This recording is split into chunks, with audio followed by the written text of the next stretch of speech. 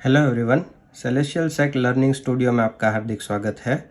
आज हम पढ़ेंगे इंटरनेशनल ट्रेड फाइनेंस का चैप्टर नंबर 1 जिसका नाम है इंटरनेशनल ट्रेड थियरीज। ठीक है, इसमें 4 थियरीज दी हुई है अपने सिलेबस में, जिसमें पहली है थियरी ऑफ एब्सोल्यूट एडवांटेज जो एडम स्मिथ ने दिया हुआ है, थियरी ऑफ कंपैरेटिव एडवांटेज जो डेविड रिकार्डो ने दिया हुआ है, द हेक्सर ओहलिन थियरी और the factor price equalisation theory. ठीक है, ये 4 थियरीज जो है वो अपने सिलेबस में है। आपको ऐसे पूछा जा सकता है कि एब्सोल्यूट एडवांटेज थियरी किसने दी है, तो उसका जवाब आएगा एडम स्मिथ ने। कंपैरेटिव एडवांटेज थियरी किसने दी है, तो उसका जवाब आएगा डेविड रिकार्डो ने। ठीक है, अभी देखेंगे हम थियरी ऑफ एब्सोल्यूट एडवांटेज जो एडम स्मिथ जो इकोनॉमिस्ट थे उन्होंने दिया हुआ है। By from the country which is producing x good at cheaper cost than us.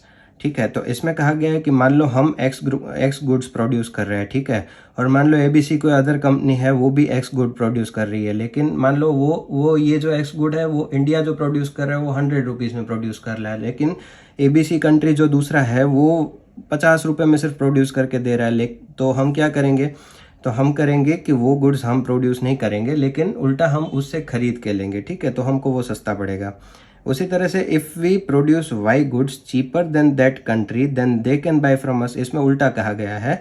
मान लो हम वो गुड्स, मान लो कोई गुड्स है तो वो हम एबीसी से कम भाव में मतलब मान लो प्रोड्यूस करते हैं, तो वो उनको सस्ता पड़ेगा, तो वो प्रोड्यूस नहीं करेंगे, वो हमसे खरीदेंगे। ठीक है, उसके बाद हुआ our relatively cheaper goods for their relatively cheaper goods. ये पूरे थियरम का एक ही सेंटेंस में मीनिंग बताया गया है इसमें।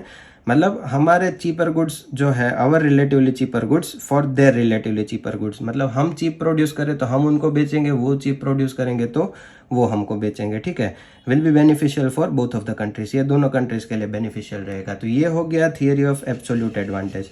उसके बाद है थियरी ऑफ कंपैरेटिव एडवांटेज जो दिया था डेविड रिकार्डो ने। ठीक है, इसमें बताया गया है ये है labour cost and productivity of labour के ऊपर। ठीक है, उसको प्रोडक्शन कॉस्ट के ऊपर भी बताया गया है।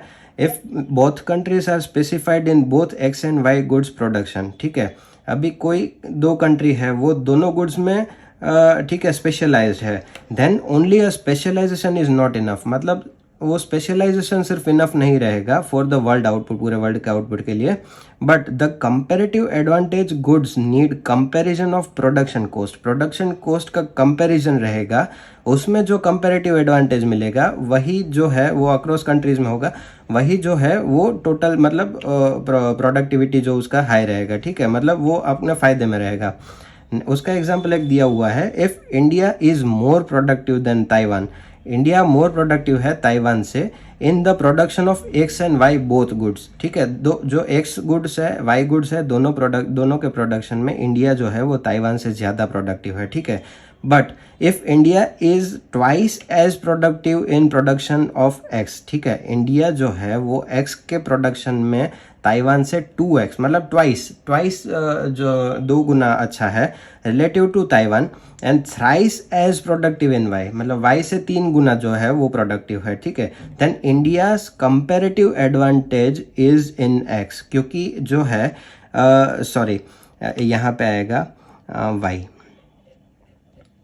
ठीक है, जो है comparative advantage is in Y, the good in which its productivity is the most. ठीक है, तो यहाँ पे जो वाई में जो उसका कंपैरेटिव एडवांटेज रहेगा वो ज़्यादा रहेगा, क्योंकि वाई में जो इंडिया की प्रोडक्टिविटी है वो एक्स से ज़्यादा है, and Taiwan's comparative advantage goods is Z, sorry यहाँ पे आएगा एक्स। ठीक है, the good in which the productivity disadvantage is least. ठीक है, तो यहाँ पे उसका जो प्रोडक्टिविटी एडवांटेज जो रहेगा वो लीस्ट रहेगा, प्रोडक्टिविटी डिसएडवांटेज जो है वो लीस्ट रहेगा। मतलब कहने का मतलब यहाँ पे क्या है कि मान लो हम ताइवान से एक्स जो गुड्स है वो 2 गुना प्रोडक्टिव है और वाई के प्रोडक्शन में हम 3 गुना प्रोडक्टिव है, तो ताइवान के लिए क्या हो गया कि वाई लेना उनको ज़्यादा ठीक हो गया, क्योंकि उसमें उसका ज़्यादा कंपैरेटिव एडवांटेज रहेगा, क्योंकि एक्स जो है वो मतलब वो उससे तो हम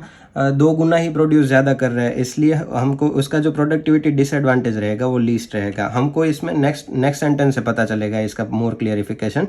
India should specialise and trade the goods which in which it is most best at producing. ठीक है, तो जो इंडिया जिसमें प्रोडक्शन में मोस्ट बेस्ट है उसको ही स्पेशलाइज इन ट्रेड करना चाहिए, और Taiwan should specialise and trade the good in which it is least worst at producing. मतलब जो यहाँ पे बताया गया कि उसमें हमको हम ज़्यादा है इसलिए हमको इसमें ध्यान देना है, तो ताइवान को किस में ध्यान देना है, जो लीस्ट वर्स्ट है ना। दोनों अगर ऐसा हो कि दोनों सामने वाली कंट्री जो है वो दोनों में स्पेशलाइज है हमसे, तो हम सबसे कम किस में वर्स्ट है उसको प्रोड्यूस करने को देखना चाहिए हमको, ठीक है। तो ये हो गया हमारा comparative advantage by David Ricardo theory, ठीक है फ्रेंड्स। अभी नेक्स्ट थियरी है हम पढ़ेंगे जो है द हेक्सर-ओहलिन थियरी, ठीक है। This theory evaluates the equilibrium of trade between two countries that have varying specialities such as labour, capital, land and nature resources. तो इसमें बताया गया है कि ये थियरी जो एवल्यूट करती है वो equilibrium of trade between two countries, ठीक है, that have varying specialities such as labour, capital, land and nature resources, ठीक है। जो इक्विलिब्रियम है बिटवीन टू कंट्रीज में, लेकिन वेरिंग स्पेशलिटीज क्या है इसमें, labour, capital, land and natural resources, ठीक है। This explains how a nature should operate and trade when resources are imbalance throughout the world, ठीक है। इसमें बताया गया है कि ये एक्सप्लेन करती है कि a nation should operate and trade when resources are imbalanced throughout the world. resources are imbalanced, ठीक है। जब resources imbalance हो throughout the world उस टाइम पे हमको कैसे operate and trade करना है, ठीक है। आगे इसमें बताया गया है दोस्तों, a country will export the commodity that uses relatively more of the factor of production which is relatively most abundant in that country. A country will export the commodity that uses relatively more of the factor of production which is relatively most abundant in that country. मतलब ये है सबसे ज़्यादा उस country में relatively क्या चीज़ है, जो फैक्टर है जो मतलब कोई पर्टिकुलर प्रोडक्शन में हमको हेल्प कर सकता है, उसको ध्यान में रखेंगे और उसमें हम एक्सपोर्ट करेंगे कमोडिटी को, ठीक है। आगे हमको पता चलेगा a country will be having a comparative advantage in those goods which are intensively the country's relative abundant factor of production and will therefore import goods which require the relative scarcer factor, ठीक है। इसमें बताया गया है कि comparative advantage तो रहेगा in those goods which use intensively the country's relative abundant factor of production, ठीक है। मतलब मान लो कि नेक्स्ट में हमको एक एग्जाम्पल दिखाया गया है, उसी से हम देखते हैं। A country like Nepal has much less capital in total than India. Nepal जैसी जो कंट्रीज होती है उसका जो कैपिटल है वो इंडिया से कम है, ठीक है, but Nepal has more capital पर वर्कर, ठीक है। पर वर्कर जो कैपिटल है वो इंडिया से ज़्यादा है, ठीक है। So Nepal will export capital intensive products, ठीक है। जो कैपिटल इंटेंसिव प्रोडक्ट है जो कैपिटल के रिलेटेड है वो एक्सपोर्ट करेगी, ठीक है, to India and import labour intensive product in return, ठीक है। मतलब जो लेबर इंटेंसिव प्रोडक्ट है वो सामने लेगी और वो कैपिटल इंटेंसिव प्रोडक्ट वो देगी सामने, ठीक है। तो ये ऐसे होता है, जैसे इक्विलिब्रियम क्रिएट करने के लिए जो उनका जो कंट्री का जो पर्टिकुलर जो ऐसा चीज़ है जो मोस्ट एबंडेंट है इन उस कंट्री में, उसको आगे हम उसको देखा जाएगा, ठीक है।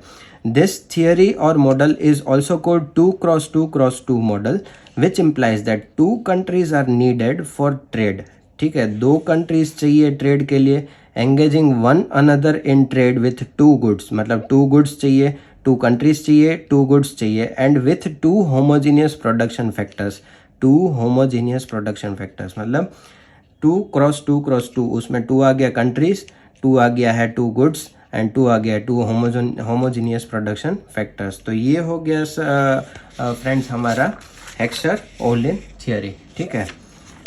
अभी हम नेक्स्ट देखेंगे the factor price equalisation theory. Factor price equalisation theory में क्या है, this theory states that the prices of identical factors of productions such as the wage rate for the और the rent of capital, land etcetera will be equalise across countries as a result of international trade in commodities, ठीक है। यहाँ पे क्या कहा गया है, factor price equalisation, ठीक है, नाम से ही हमको पता चल जाता है। This theory states that the prices of identical factor of production, ठीक है, prices of identical factors of production such as wage rate or the rent of capital, land etc. will be equalized, ठीक है। Countries के through equalise कर दिया जाएगा as a result of international trade in commodities. ठीक है, due to factor price equalization the absolute price of factors of production will not be able to produce a comparative advantage. ठीक है, जैसे equalisation रहेगा तो वो कंपेरेटिव एडवांटेज प्रोड्यूस नहीं कर पाएगा। ठीक है, this also states that when countries trade at a common international price ratio factor prices tends to be equalized given the assumption of identical technological possibilities for all commodities across the countries. ठीक है, the prices of the more abundantly utilized resources will tend to rise while those of the relatively scarce resources will fall and over the time. International factor payments will move towards equality. ठीक है, जैसे यहाँ पे बताया गया है कि when countries trade at common international price ratio, एक इंटरनेशनल प्राइस रेशियो कॉमन रहेगा सारी कंट्री में, तो factor prices tends to be equalize. Factor prices क्या होगा, सारा चीज़ अगर मान लो कॉमन रहेगा तो फैक्टर प्राइसेस क्या होंगे, इक्वलाइज होंगे given the assumption of identical technology. इसमें एजम किया गया है कि सारे जो टेक्नोलॉजिकल पॉसिबिलिटीज हो सारे कंट्रीज में एक जैसे है। ठीक है, the prices of the more abundantly utilized resources will tend to rise while those of the relatively scarce resources will fall and over the time. इसमें क्या बताया है कि those relatively scarce resources will fall। ठीक है, तो जो कम resources होंगे वो फॉल होगा, जब ज़्यादा रिसोर्सेज होंगे वो हाई होगा। फिर क्या होगा, international factor payments will move towards equality. ठीक है, धीरे धीरे करके वो इक्वालिटी की तरफ मूव करेगा।